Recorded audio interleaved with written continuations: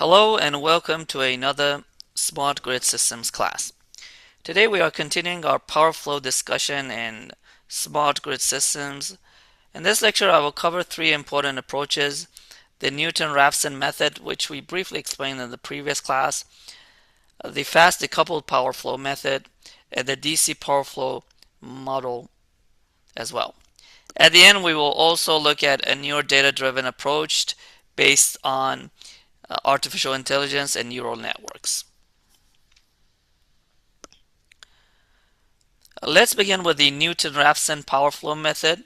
This is one of the standard and most important methods for solving the AC power flow problem.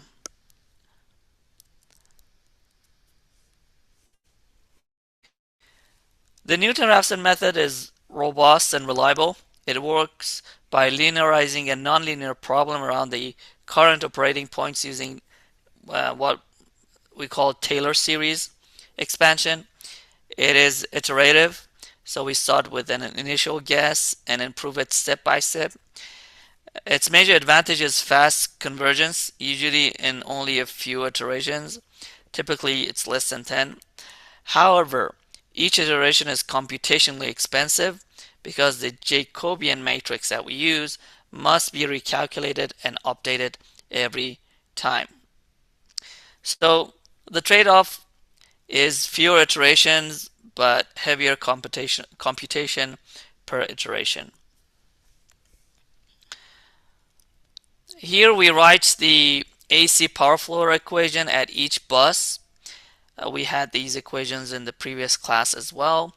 This first equation gives the real power injection, and the second gives the reactive power injection.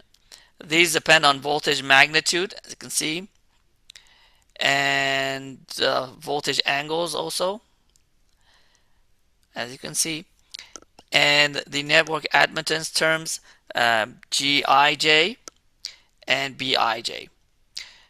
Below that, we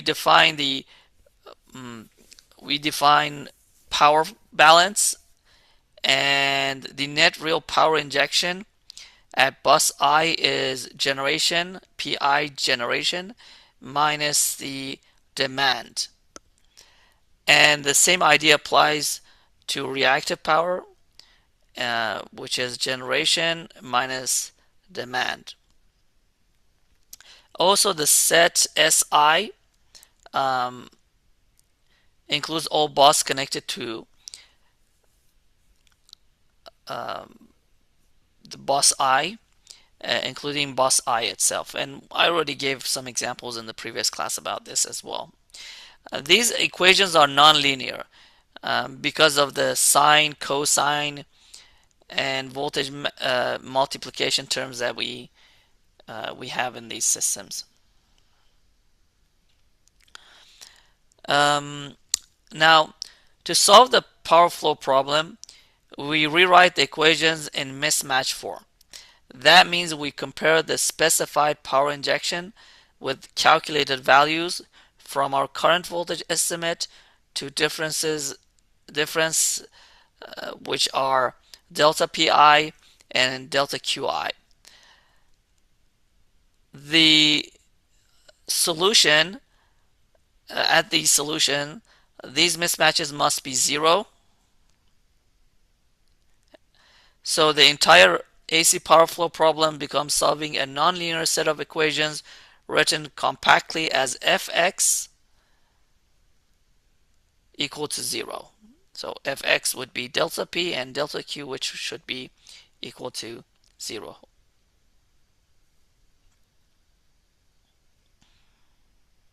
So the next question is what exactly is the state vector that we have here, x? In the AC power flow problem, the state variables are voltage magnitude V and also the voltage angle theta. But the unknown depends on the bus type. For a PQ bus, real and reactive power are specified, so voltage magnitude and angles are unknown. For a PV bus, real power and voltage magnitude are specified, so reactive power and angle are unknown. For the slack bus, voltage magnitude and angle are specified, so the system solves for the real and reactive power needed.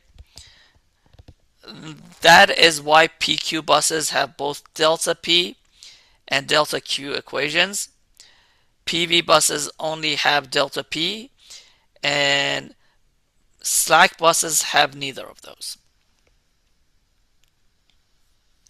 Let me zoom out a little bit. I think it's better. Yeah.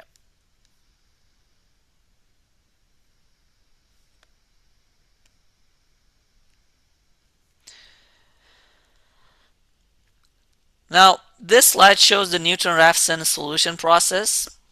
First, we input system data and choose initial voltage values. Then we calculate the power mismatches, delta P and delta Q. Next, we build the Jacobian matrix and solve for the corrections in voltage magnitude and angle. Then we update the voltage and check whether all mismatch are below the chosen tolerance that we have. If yes, the solution has converged. If no, we repeat. If the iteration count becomes too large, the method failed to converge. So if it becomes too large, then it fails to converge. A flat start means we begin with all voltages at 1 per unit and all angles at 0. A real-time start means we use an existing operating point as the initial guess.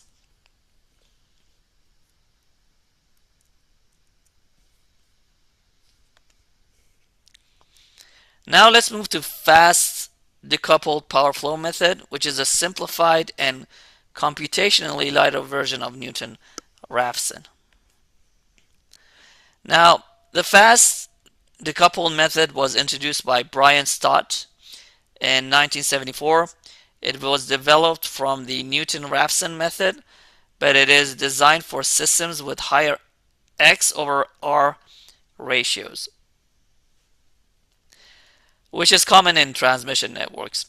It is still iterative and still converges relatively fast, but the main advantage is that the Jacobian related factorization is done only once. That makes each iteration much faster than Newton-Raphson.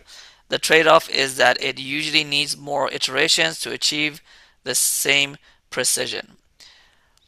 Newton-Raphson is heavier but stronger. Fast decoupled is lighter but more approximate. So these are the only differences between them. The fast decoupled method is based on simplifying assumptions. We neglect the coupling between active power and voltage magnitude, and we also neglect the coupling between reactive power and voltage angle. In addition, we assume the angle difference across a line is small, so cosine of theta ij is equal to 0, it's approximately equal to 1, I'm sorry. With these assumptions, the full Jacobian structure simplifies into two mostly separate relationships. Active power mainly depends on angle, and reactive power mainly depends on the voltage magnitude. Now, in transmission systems, real power is mostly linked to angle, and reactive power is mostly linked to voltage, as mentioned.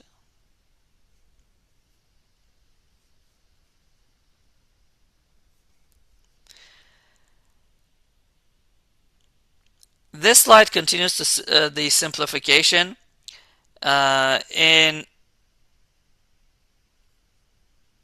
I want to just zoom out a little bit so you can see better. I think this one is, yeah. Just give me 1 second to change the zoom. 2%, I think would be okay. Okay.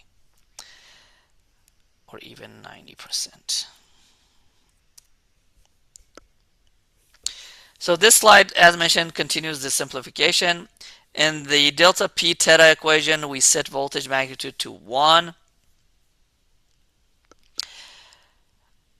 We also approximate the off-diagonal terms using -1 over xij, and we neglect line charging, shunt elements, and transformer tap ratios in that part of the model. That leads to two constant matrix, B, B1 and B2. Then the equations become much simpler. One system is used to solve for angle correction, and the other is used to solve for voltage magnitude corrections. This is why the method becomes faster, because these matrices are reused instead of rebuilt every iteration. The flowchart is very similar to Newton-Raphson, but with one major difference.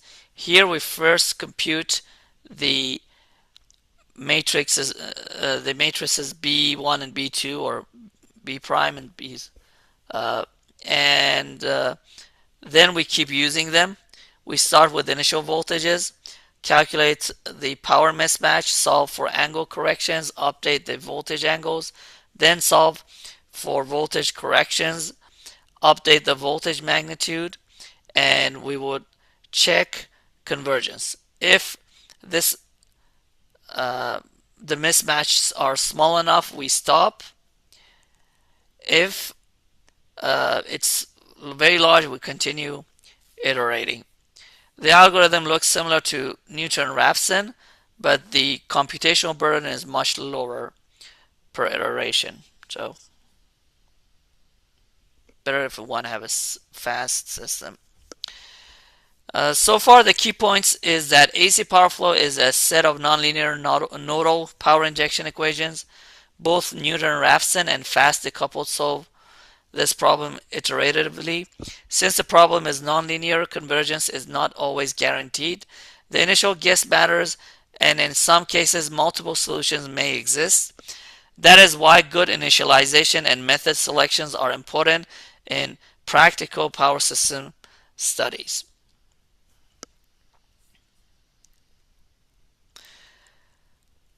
Next, we move to the DC power flow model, which is much simpler and much faster than the full AC model. The AC power flow model is hard to solve because it is nonlinear and non-convex. The DC power flow model is a simplified approximation that is preferred when reactive power and voltage magnitudes are not the main concern. It is especially useful in high voltage transmission systems with high X over R ratios. The DC model is developed from the fast decoupled idea, but it goes even further. It is linear, no iteration is required, and the problem becomes a standard linear system of equations, so makes it much simpler. DC power flow does not mean the network is physically DC, by the way. Keep this in mind. It is still an AC system model with DC style simplification. Again, DC power flow does not mean network is physically DC. It just means the system is modeled with a DC style simplification.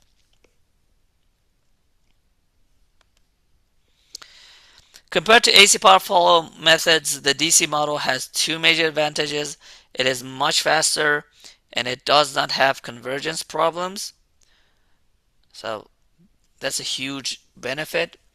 But the cost is reduced accuracy. So we would have lower accuracy, but for a less complicated and faster system. It can produce large approximation errors in active power and bus angles, and it provides no information about reactive power or voltage magnitude. So this is basically speed versus accuracy trade-off.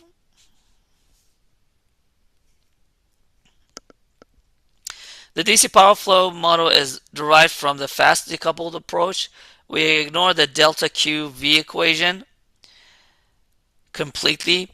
Then in the delta P theta equation, we assume voltage magnitude is close to 1 per unit and has little effect on active power. That gives us the simplified linear equation P equal to beta, P equal to B theta.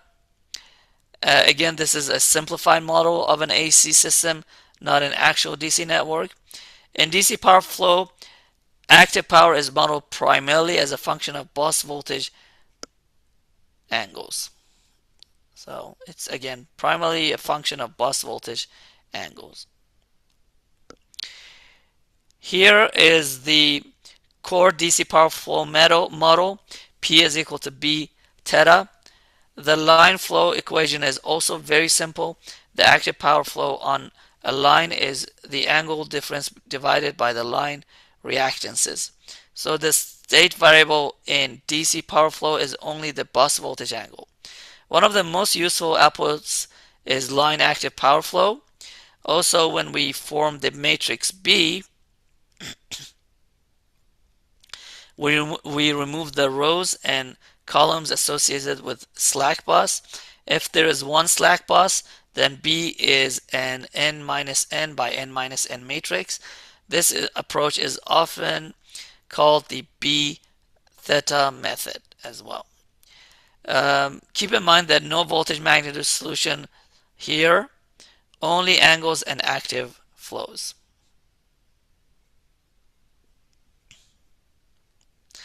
Now in this first example, we calculate the line flow using the DC model. We are giving the line reactance and the phase angles at the two buses. First, we compute the angle difference, and we must convert degrees into radians. This is very important. Then we divide the angle differences by the reactions to get the line flow in per unit. That gives 2.6 per unit. If the system base is 100 megawatts, then the actual flow is 260 megawatts because it's 2.6. The per unit times 100 gives us 260 megawatts. In these formulas that we have, formulas that we have, angle must be in radians, by the way. Again, keep in mind angle is in radians, not in degrees.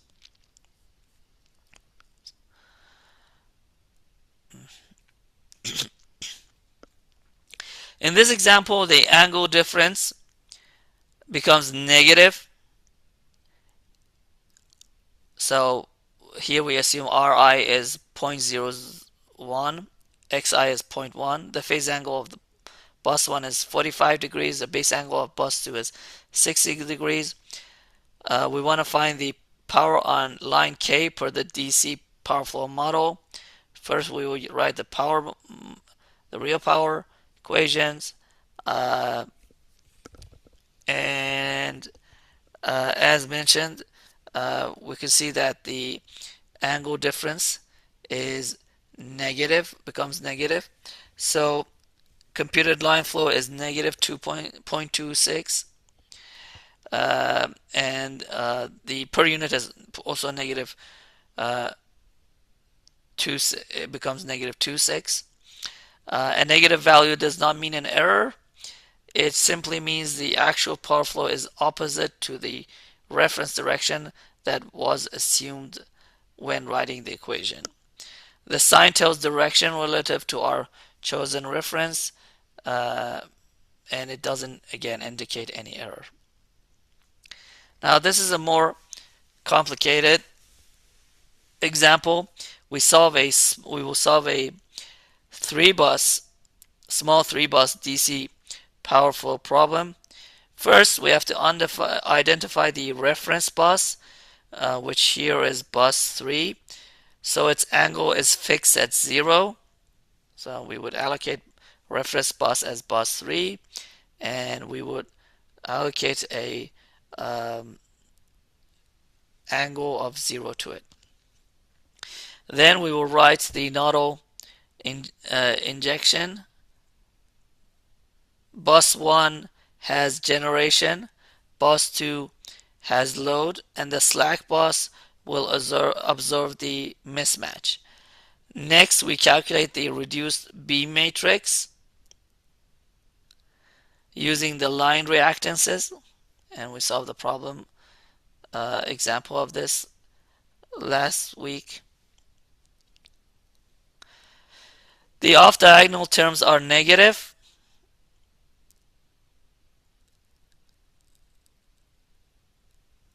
Reciprocals of the, again, yes. So the off-diagonal terms are negative reciprocals of reactances that we have, and the diagonal terms are sum of connected susceptances in the bus system. This is the standard way to build the DC susceptance matrix. Diagonals are positive, and the negatives are off diagonals are negative reciprocals of reactances, and the reactance in the system are equal to 5 as mentioned. That's calculated here. I'm not going to go to the details of calculating this. We already had this in the previous class. So for bus, we do B11, which is all the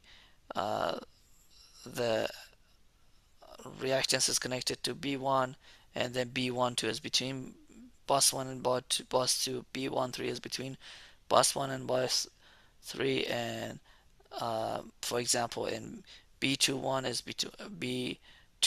between again bus 1 and bus 2, and bus B22 is all the reactances and the loads and everything connected to bus 2. Now again, since we had this as a reference bus, we don't need to mention it in the equation. Now again, this is a standard way to build the DC susceptance matrix, and once the reduced B matrix is formed, we solve for bus angle using theta equal to B inverse of P, because we already know that P is equal to B theta. That gives the bus angle values. Then we use angle differences divided by reactions to calculate line flows. In this example, the line from bus 1 to bus 2 carries 0.6 per unit, or 60 megawatts on a 100 megawatt base. The other line flows are obtained the same way. The line flow from 1 to 3 is 0.05, and if we multiply by 100, it's going to be 5 megawatts, and P23 would be negative 0.4 or negative 40 megawatts. If a line flow is negative again, it means the actual direction is opposite to the chosen reference direction. Now, the question is, which transmission line is carrying the largest power flow? Obviously, the one that has the largest power going on, the transmission power. Now, let's briefly look at newer ideas, learning-based power flow. These are based on the AI and so on, latest advanced on, training on a known data set and using neural networks and so on. Now, why would we like to use learning-based power flow? So power flow models are used repeatedly inside larger optimization problems such as planning, scheduling, dispatch, and market operation. Because of this, industry often uses the DC power flow model for speed. However, DC power flow introduces approximation error, and in some cases the error can be large. Even warm start methods do not fully solve this issue.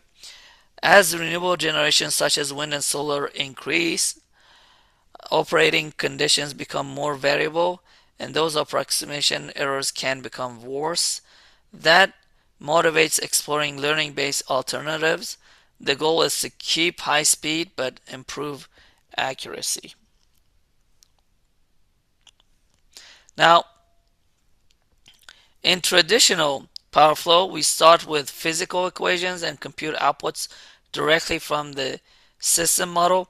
In machine learning, we instead train a model to learn the mapping from input information to output results. So we start training the system. The system starts absorbing for 6 months a year in different seasons, different times of the day, because as you know, solar and wind, they don't work all the time. So it varies during different times of the day and different seasons.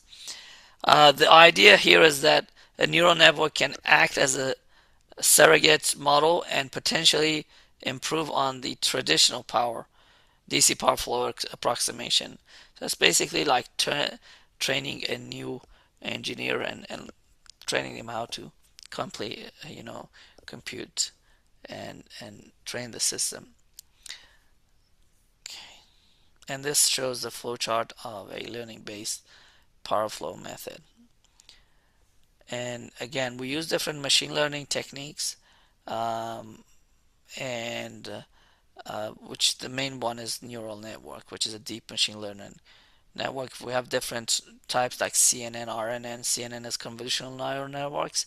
For those who are already familiar with AI and deep learning, you already know this. And I would explain a little bit more about this in this class as well.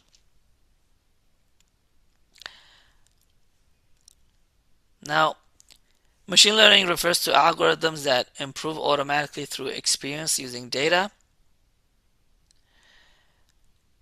Instead of explicitly programming every rule, we build a model using sample training data.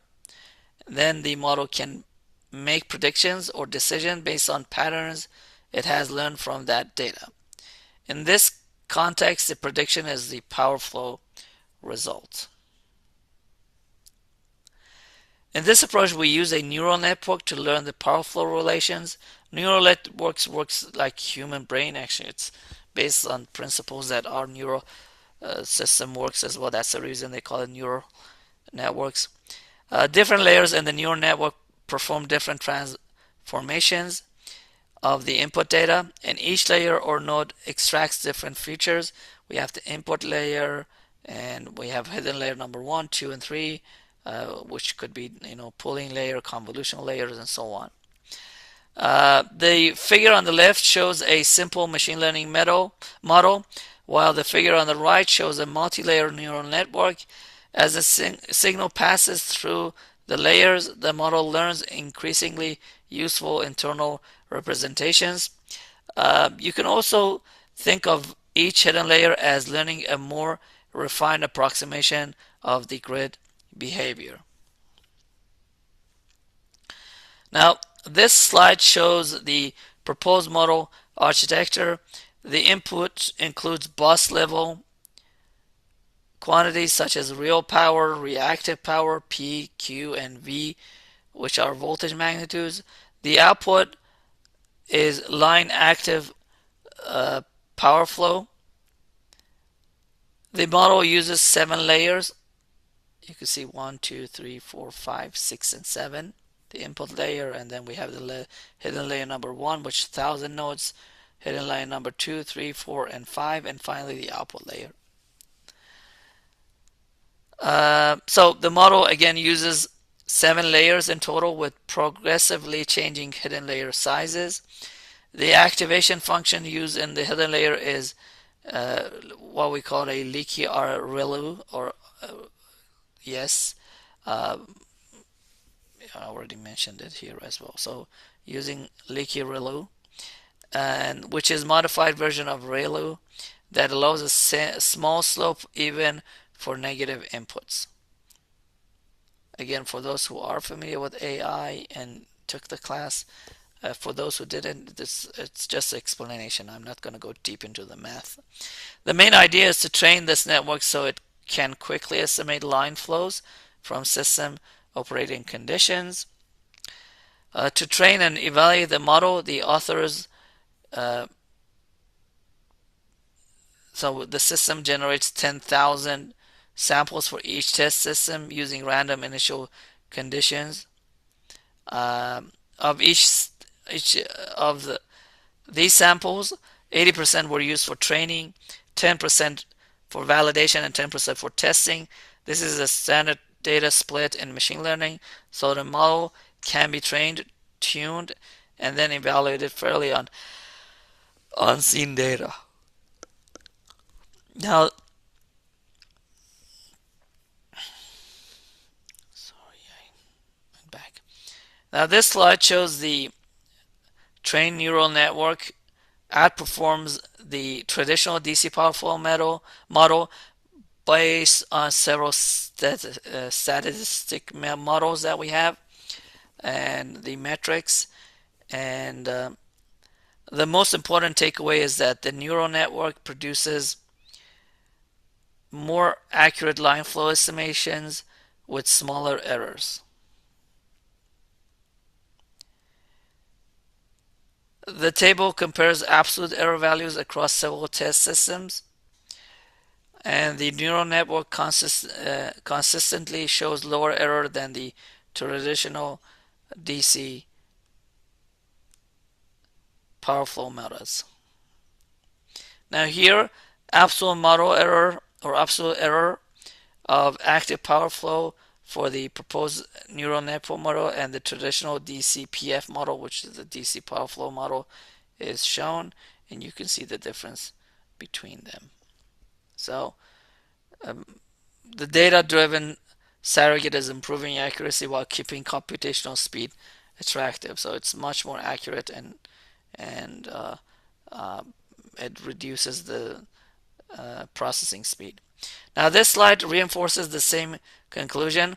The line flows obtained from the proposed neural network are closer to the actual values.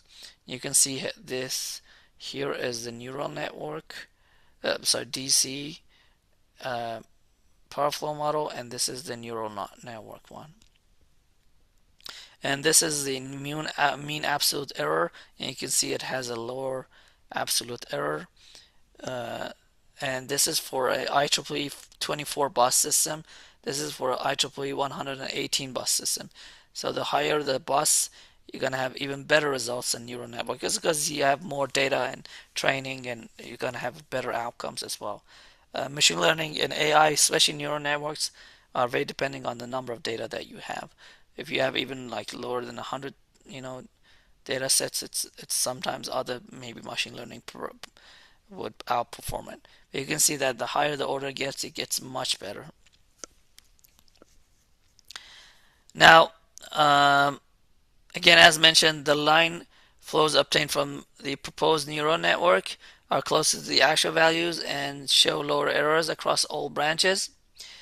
The comparisons show here for the IEEE test systems, they demonstrate that the neural network-based model tracks the true AC behavior better than the traditional DC power flow methods.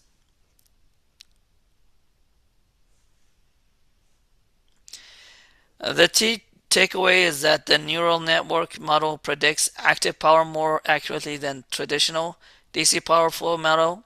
The main cost is that training requires a large amount of data and training time, but once the model has been trained, it can produce faster results with better accuracy during operation. So the investment is upfront in training, and the payoff is fast prediction later. For future work, in this example that we gave, and it's based on a paper as well, the authors suggest testing other machine learning approaches. One example is replacing a fully connected neural network with a graph convolutional neural network, which may better capture the network structure of the grid. They also suggest integrating learning-based models into scheduling and dispatch tools, and exploring neural network linearization or iterative solution frameworks. Now, that concludes today's lecture. We covered Newton-Raphson fast decoupled power flow, DC power flow, and learning-based alternatives. Are there any questions before we move on? If you have any questions, by the way, just please email me, and I'll be happy to set up an appointment if you have any further questions. Thank you so much, and have a great day.